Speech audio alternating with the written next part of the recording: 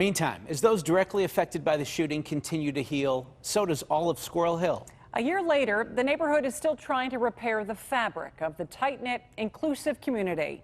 Here's Andy Sheehan. It's long been known as Pittsburgh's Jewish neighborhood, and it's true. Jewish culture is the bedrock of Squirrel Hill. But over the past several decades, it's also become an ethnically diverse community where people of every stripe have made it their own. It's an awesome neighborhood. You know, my father opened up an Italian restaurant in 1958, and all the Jewish people are like, what's this Italian guy doing? Today, Minio's Pizza House is a Squirrel Hill institution. Hey, Ron, how's everything? And gathering place. And when a suspected anti-Semitic gunman targeted 3 congregations gathered in the Tree of Life, he drove a knife through the heart of this family-owned business and the entire community. A lot of those people that got killed were, you know, they used to come in here and have a slice of pizza. You know, Irv Younger down the street. I've known him since I was this big, you know, and he lost his life over senseless things. I think about those people like every day. They wake up and, you know, their families are just not the same. Even a year later, on a beautiful fall afternoon like this one, the pain remains very close to the surface, an ever-present reality just underneath the din of everyday life. You can go to 61C and you can be having a conversation and you can hear the other conversation in a table close to you about the massacre. You can't have a conversation with a friend or a neighbor for very long without that topic of October 27th coming up.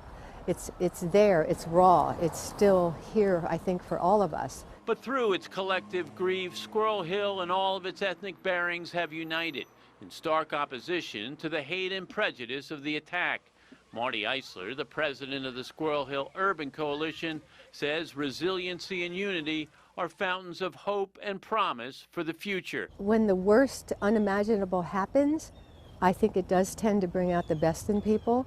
And we saw that certainly the first night's vigil put on by students.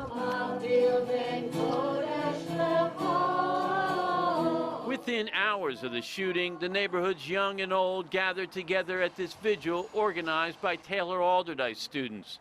And the past year has seen a steady stream of community events and fundraisers helping the victims' families and fighting violence. But the hopefulness has to do with how the community came together, how the community can celebrate life at the same time that we respect and mourn those who were lost. You try to go on with your day-to-day life. That's, you know, one way to make sure that those who hate don't win. While some look for acceptance, others want change to come from all of this, gun control and other social reforms. Jonathan Mayo, who lives a block from the synagogue, is a member of the Jewish advocacy group Bend the Arc. It exposes white supremacy while promoting ethnic unity and social justice, not just after mass shootings like at the Tree of Life. If we can truly come together on a regular basis and not just in times of this horrific tragedy, then I think we have a chance for a better society. In the wake of this particular atrocity, Squirrel Hill has become a model for what that society might look like. I think our community in Squirrel Hill just really gave hope that we can come through things like this and show people that it's not about the horrific thing that happened. It's about, you know, the love and the hope that came through after. And so in many ways, Squirrel Hill's darkest hour has become its brightest shining moment.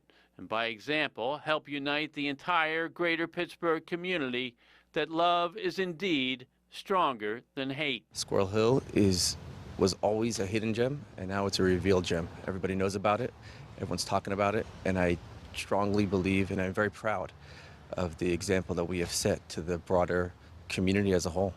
And the nation. And the nation, there's no doubt.